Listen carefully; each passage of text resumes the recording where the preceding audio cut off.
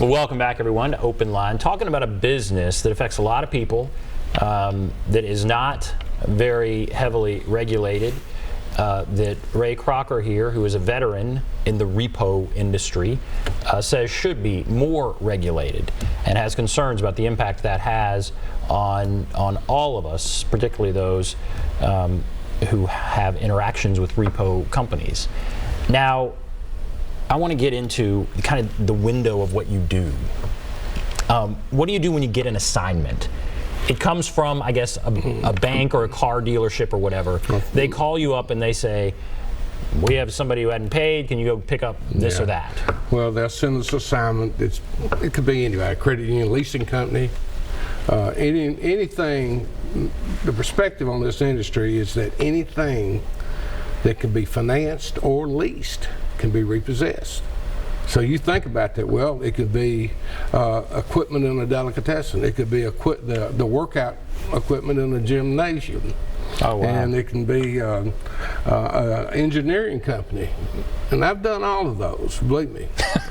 But typically we get an assignment from credit union and it says John Doe, he lives at this address and this is the collateral, and if they have a work, something like that, they'll tell us. And so before we just jump up and go running out the door, we want to verify if that person lives there or not. So we have a number of databases we use that we call, we verify addresses and so on, and then once we do that, we have to figure out the safest time to be there. So if you're going to be in a high-risk area, like the housing projects here in Nashville, we don't want to be in there before 5 o'clock, probably before 4 o'clock in the morning, and we want to be gone by 7. Right.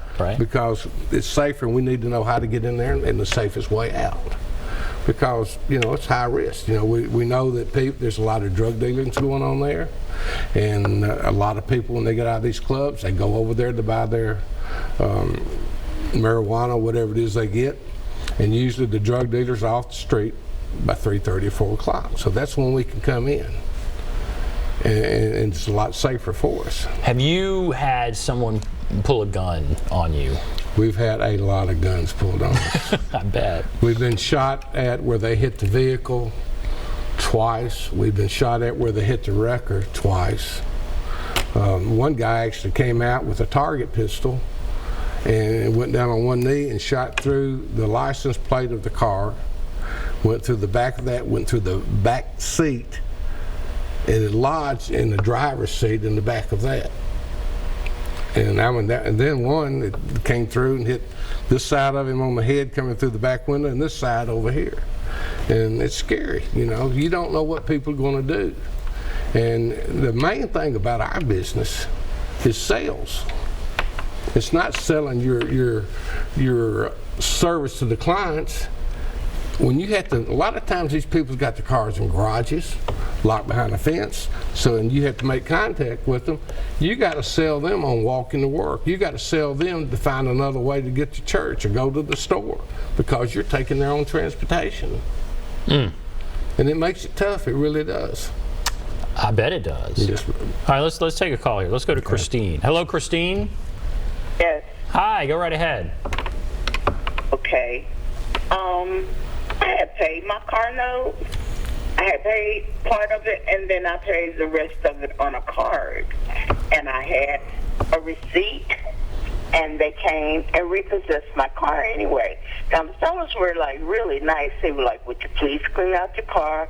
We're going to have to tow it. What was funny was, it was New Year's Eve, and of course I couldn't get the car back until that following week.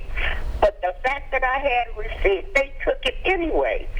I'm not so much concerned about that because I had paid it. Right. But they tacked on this tow fee. Oh, then they tacked on a tow fee. Yes, and I had to pay this tow fee just to get my car back, even though I had paid the note. I think that's unfair. Well, it doesn't sound right if you paid the note that they were repossessing it in the first place. All right, thank you, Christine, for the call. What about this issue? Okay, several things to come into play on that. One, a lot of people could be 2 months down or 3 months past due, and they pay payment. Well, because they paid that payment doesn't bring them up to date. It means there's still 2 payments past due. Okay, then when they sign a contract, they agree to pay all collection costs and recovery expenses. It's on the back of every contract. And so that repo fee becomes a recovery expense, and they're obligated to pay it. Now, I've heard some of these smaller, maybe used car lots, that's part of their business plan. They just go out and, to sell, maybe at high terms, and then they go out and repossess it, and, then they resell again. Is that, do you encounter that? Do you see that? I do no tote-your-note business. You don't do anything like that? No, the reason it is a lot of times they'll have a $1,000 car, and they get a $600 down payment, and the guy gets past due, they want the car back. Right. Okay, because then they get to sell it again. Right. So I mean, it's kind of hard to deal with, and it's just a class of business. I have worked for a few very reputable companies, but all in all, that is not who I generally work for. And is that where there is the need, perhaps even for more oversight? Well, that might be coming under the banking deal or the rules there. As far as the repo goes, if they're past due, you have the right to get your collateral. And a lot of people don't understand that you can't take my car. The client, if they hide it, they put it in the garage and you can't find it, they could come back with what they call hindering a secured creditor, which is a Class E felony. In other words, turn it in, you won't go to jail, but most clients don't. They just rather want their vehicle back, get it sold, or let you pay it up to date and get it back. When a vehicle is repossessed, generally, I'm not going to say generally, it is a law that a reasonable time is given to the debtor to make arrangements with the finance source to either pay it up to date or pay it off. Now that decision belongs to the finance company, the bank. We want you to pay it off. We don't want to do business with you anymore. Or, okay, you pay me up to date and you pay the recovery fees, you can have your car back. So it's kind of hairy both ways. And you're on the repo end. Your job isn't necessarily to determine where the person is on the payments, right? I mean, your job is to get the property. Well, I ask them to tell us how far past due they are. Because say we go out there to repossess a car and they call the police says, well, how far past due are they? I don't know. Well, this is what this says, I have no way of telling them when they're last paid or anything other than the fact that they're so far behind. But if I don't have that information, then I'm not going to get that car. Are there times that someone is able to say, I guess, prove or convince you, or whatever the appropriate thing would be, that okay, this repo is inappropriate? How could they do that?